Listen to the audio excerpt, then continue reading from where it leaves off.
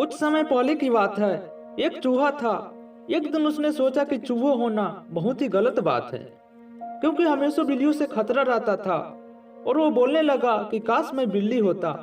यह सुनकर भगवान को चूहे पर दया आ गई और भगवान ने उसे बिल्ली बना दिए। बिल्ली बनने के बाद उसे कुत्ता से डर लगने लगा। तो चूहा फिर सोचने लगा, काश मैं कुत्ता होता तो मैं कहीं भी निर्भीक होकर घूम सकता था। तो भगवान ने उसे फिर कुत्ता बना दिए और कुत्ता बनने के बाद वह दूर दूर तक खूब घूमने लगे। और एक दिन जब कुत्ता जंगल में घूमने चल गया तो शेर उसके पीछा पड़ गया और वह किसी तरह अपनी जान बचाकर वहां से भाग निकले। तब वह कुत्ता फिर बोला, काश मैं शेर होता तो मैं बिना किसी डर के जंगल में घूमते रहता।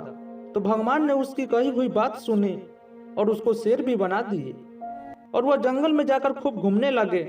वह पूरा जंगल घूमता रहता और वह बहुत ही खुश था। जब यह देखा कि जंगल के सारे जानवर हमसे डरने लगे हैं। एक दिन उस जंगल में एक शिकारी आ गया। वह शिकारी उस शेर को मारने के लिए तीर चलाने लगे। उससे उड़ तीरों से बचने के लिए गुफा की ओर भागने लगे और वह जाकर छुप गया। तो फिर शेर ने सोचा, साला ये जिंदगी है, काश मैं मनुष्य होता। इस बार भगवान को उस पर दया नहीं आई और उन्होंने फिर से चूहा बना दिए।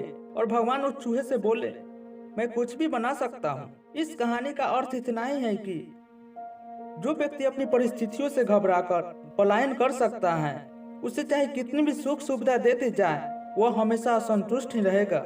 हमें कभी भी अपनी परिस्थितियों से घबराकर पलायन नहीं करना चाहिए, चाहे वह दुख कितना भी बड़ा हो।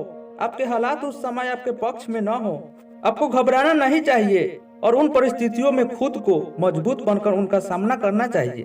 तो आज का स्टोरी एक तक समाप्त करते, फिर मिलते कल के वीडियो में। तब तक के लिए धन्यवाद।